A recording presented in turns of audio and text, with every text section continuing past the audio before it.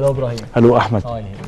Hello, everyone. In tonight's edition of Sports, Egypt are still topping the medal list in the African Games. Much more in our part after you, Ahmed. Yes, Ibrahim will be back once again in about 25 minutes' time, but we'll be starting straight away with the main headlines.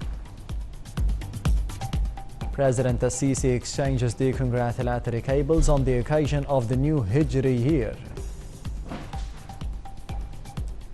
President Sisi addresses the closing session of the TCAT 7.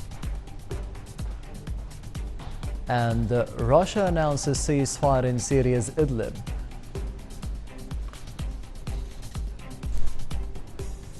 Welcome back.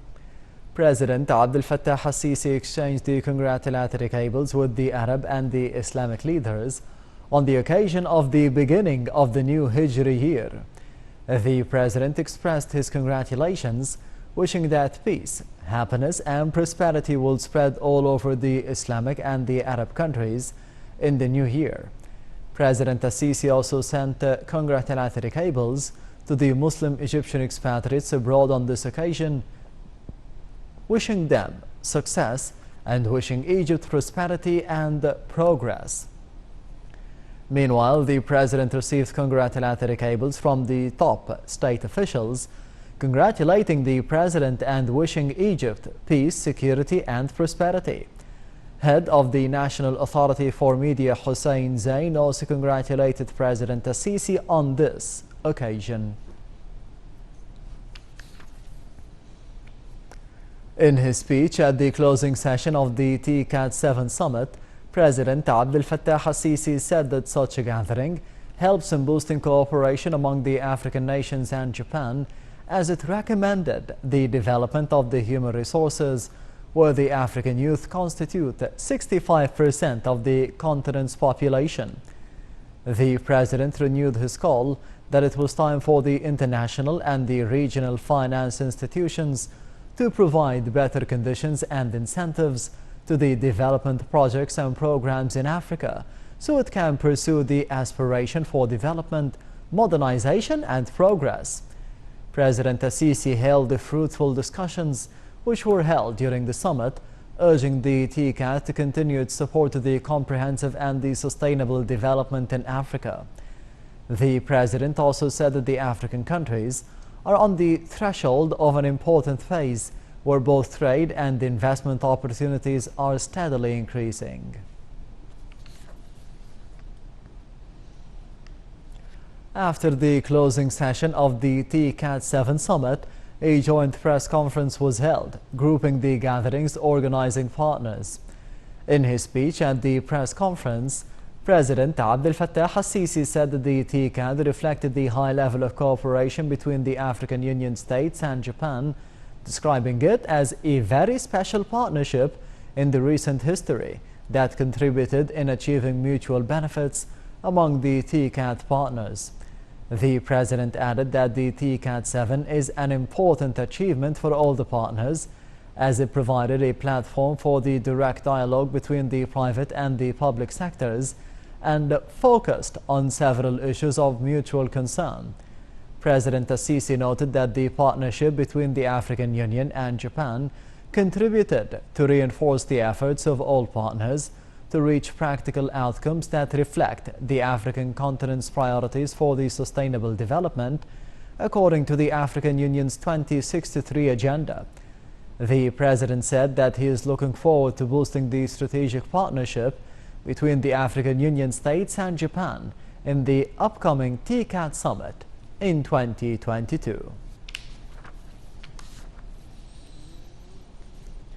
On the sidelines of his participation in the TCAT 7 summit, President Abdel Fattah al-Sisi attended the Hidayah Noguchi Award ceremony, which was held to award the distinguished medical achievements to combat the contagious diseases in Africa.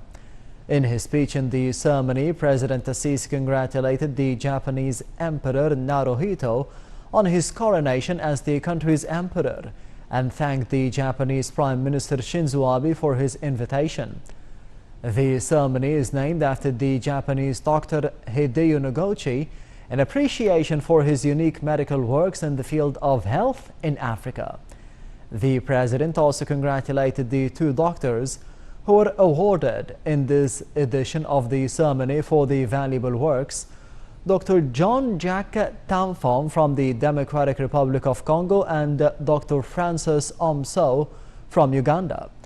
President Sisi also stressed that combating the contagious diseases in Africa occupies a high priority in the African Union's agenda, highlighting the importance of cooperation to present the suitable healthcare service to the African people.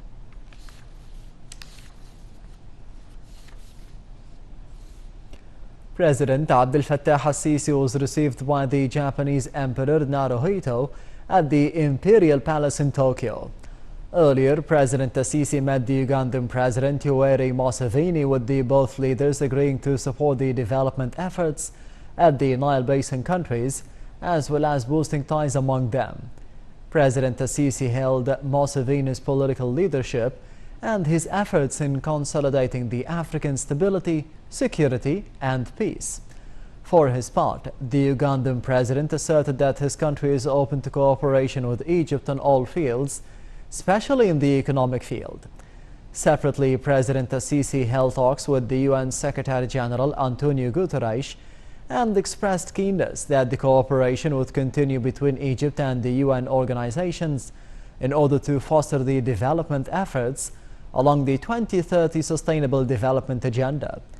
Guterres hailed the Egyptian successful presidency of the African Union, expressing his keenness to enhance cooperation with the country in light of its leading role in Africa.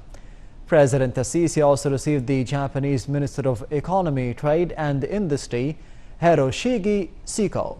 During the meeting, the president expressed his keenness to broaden the economic and the trade ties and increase the volume of joint investments between the two countries.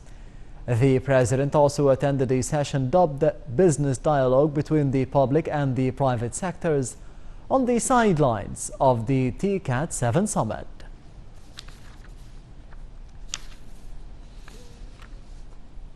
After concluding his visit to Japan, President Abdel Fattah al-Sisi starts a visit to Kuwait.